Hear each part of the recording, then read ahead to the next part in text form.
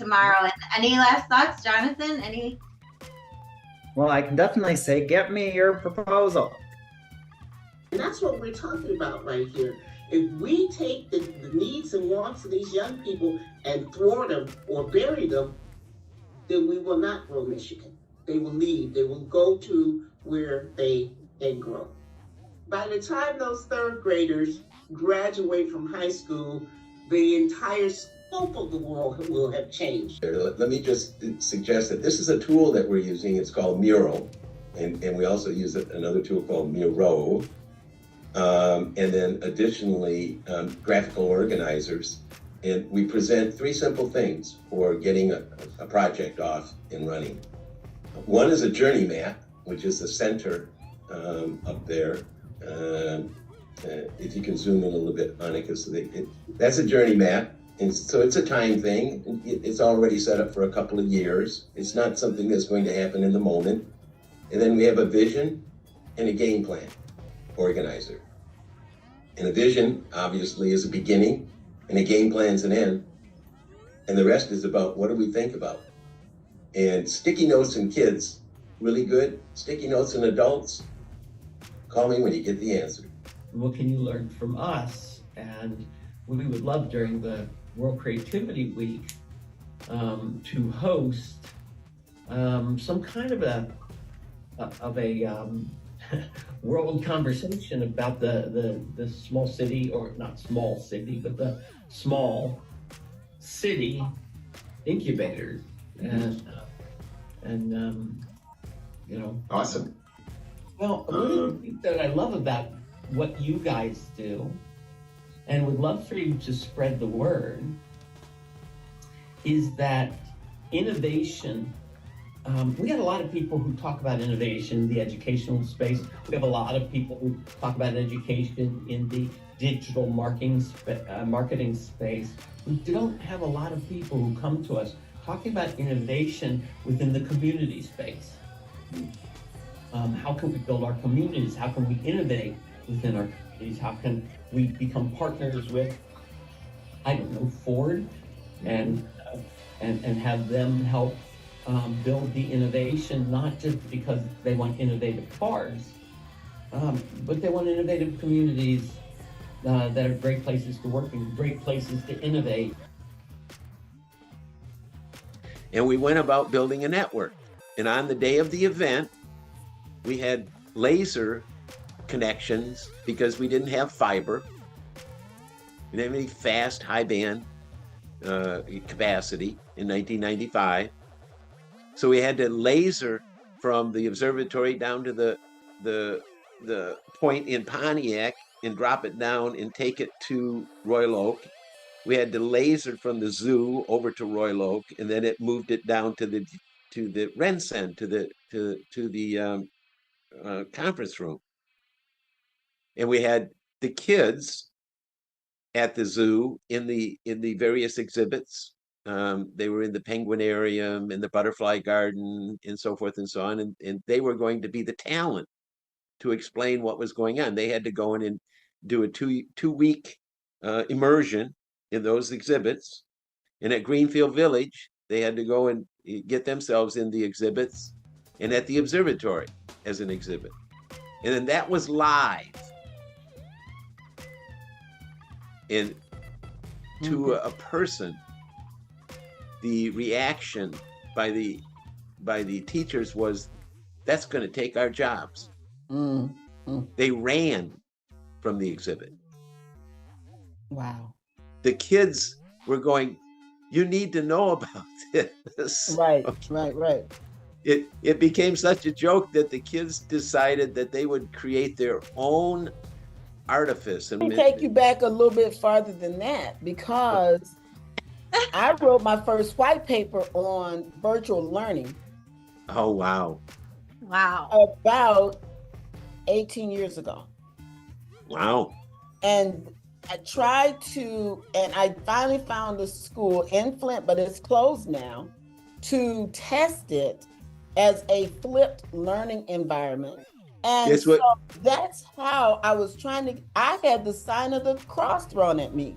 We will never have virtual learning in schools, not in K-12. You may have it in colleges and universities. So if I ask a question, it may go back to when I was on the school board and the lack thereof of things that was really beneficial to the students that come out of this is that we advance the things that we have let get so far behind that we're still trying to play catch up. And when it comes to money, when you're dealing with money, I just want to see the accountability of all these millions of dollars that come in and they go, and we still don't see a benefit. We're doing place-based learning, and we're attempting to address the Growing Michigan Together Council report, and it's begging for placemaking, and it's also begging for kids to stay. And we've done pilot programs with kids that solved that problem prior to. We know kids are good placemakers, but yet if you say that to adults that are measuring something totally different from that Doesn't fall in. doesn't register. And we love the Hidden River Park project in Pontiac because we have a full, we've done a complete long-term placemaking project where we saw how the kids performed, and then we got to see how governance performed, and it was completely opposite of what you would want for placemaking. I think of another piece that we need too. Part of the Michigan Growing Together, as we're looking at this funding, with the questions of how retaining and attracting individuals, and that could be even something we can look at doing down the line, is a pre-assessment, if you will, of, I think I heard that in one of your videos where Jim was asking the question, how many of you think you want to leave Michigan as soon as you have an opportunity, right? Right. Well, if we have some data that we've already acquired, and then we look at how many people made a decision to stay because of the impact of the work that we're doing. That could be something that you're talking about too, Robert, of how are we impacting people, the real data of the programs are making the difference. In Capella, I think we should be talking about what is a documentary proposition worth, because they're going to need that in order to scale. We could teach the students the skills and give them, their own autonomy to tell There them. There we go. That's where we're going. Yeah. These two people, Jonathan and Damiana, I could talk to forever. If you notice, Monica, go back to the display you had a minute ago where you were putting sticky notes up. Okay. I just want to show Jonathan and Damiana just one thing I noticed to let you know about these two individuals. See that picture up in the upper left-hand corner is over there. We're surrounded by, once again, sticky notes. Okay. That's right. Where we were, what year was that when we took that picture, Monica? 2014. 2014. And the woman that's on the right, on the left of Jim is Superintendent Kelly Williams. Right. We had the makings. And look what it turned into. Yeah, look what you delivered. Look what you delivered. You brought $50 million to the party. Now we just have to fight the fight on the local level to make sure it's inclusive. But we got this. Well, we're getting there because without the help of the local level, we wouldn't have been able to get what we are. And the ramifications of bringing that $50 million to downtown Pontiac will matriculate throughout the whole entire community, whether it's embellishing the starving businesses on Saginaw Street or going right out into the community where that opportunity to have jobs, the opportunity to have training or whatever will begin to grow Pontiac. And it's a model that can be utilized across the state.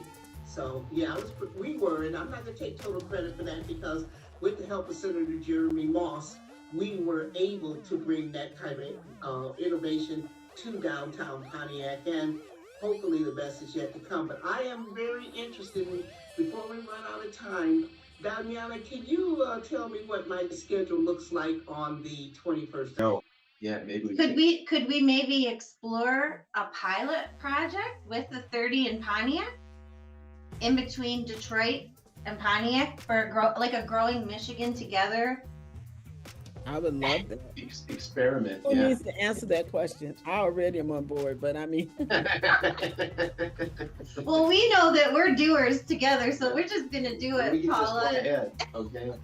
tomorrow. And any last thoughts, Jonathan? Any? Well, I can definitely say, get me your proposal. I really want to see it. Well, if for no other reason than if we're looking at this year, budget cycles kind of now would be the time. But Okay. I'm really excited to meet with you on that. And as we're looking at a policy shift, just in the way we teach kids, the way we do it, as opposed to, well, also to an extent what we're teaching, but it's all in the way that engaging the curiosity bit. Let me know, we'll have continued conversation on that policy component there, because there are parts where we can tweak. We just got to figure out, the right levers to pull. And I'm really looking forward to being able to do that.